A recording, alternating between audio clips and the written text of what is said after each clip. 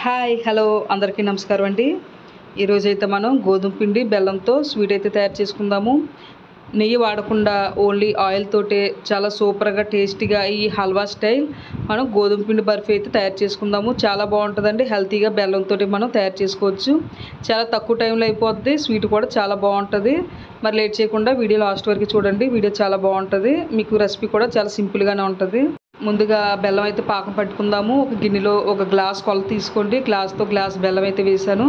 కొంచెం నీళ్ళు పోసి మరిగించుకోవాలి. మరిగించుకొని లేత పాకం అయితే పట్టుకోవాలన్నమాట. లేత పాకం రావాలన్నమాట. తీగ లేతగా మనకి నిలబడాలి. మీకు నేను చూపించిన విధంగా చూడండి. ఇలాగా లేత పాకం అనేది రావాలా. వచ్చిన తర్వాత స్టవ్ ఆఫ్ చేసుకొని గిన్నెతో పాకాన్ని పక్కన పెట్టుకోండి. ఇప్పుడు స్టవ్ మీద ఒక పెనం పెట్టుకొని మీరు ఏ గ్లాస్తో బెల్లం అయితే వేసుకున్నారో దాన్ని సగానికి రిఫైండ్ ఆయిల్ వేసుకోండి. సగం కంటే కొంచెం తగ్గించుకున్నా పర్లేదు. సగానికి కొంచెం తక్కువలోని ఆయిల్ అయితే వేసి ఆయిల్ మరిగిన తర్వాత మీ అదే గ్లాస్తో గోధుమ పిండి అయితే తీసుకోండి.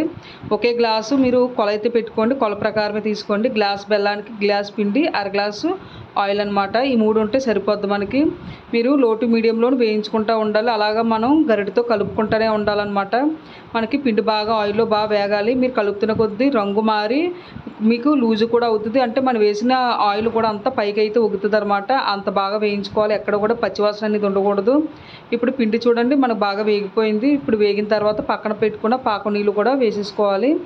ఈ బెల్లం పాకం కూడా వేసుకొని కొంచెం కొంచెం వేసుకొని ఇలా కలుపుకుంటూ ఉండాలి.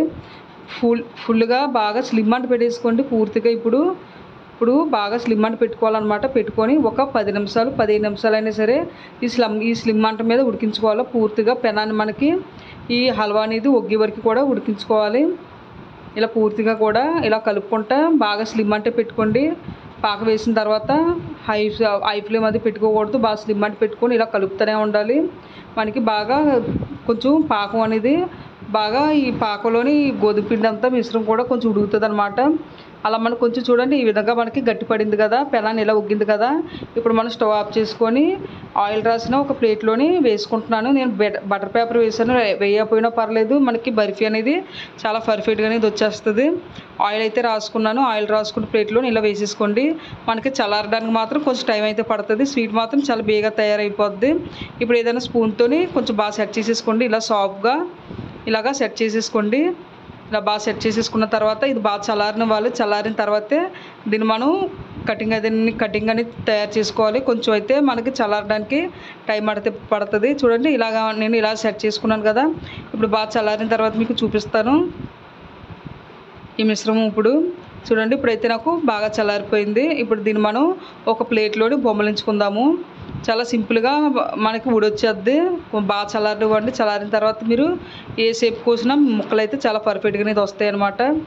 ఇప్పుడు ప్లేట్ తీసి చూపిస్తున్నాను. బటర్ పేపర్ వేయకపోయినా పర్లేదు. మీకు చాలా ఈజీగా ఈ బర్ఫీ అనేది వస్తుంది అనమాట. బెల్లంతో కాదు, బెల్లం ప్లేస్లో పందార్తో కూడా మీరు చేసుకోవచ్చు.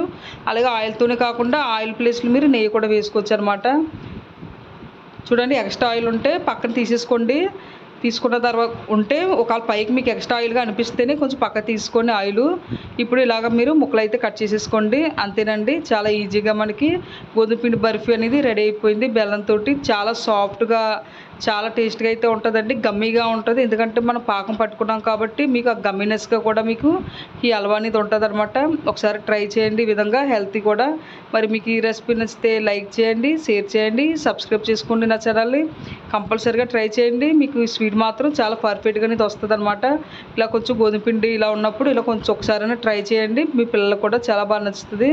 Okay friends, bye.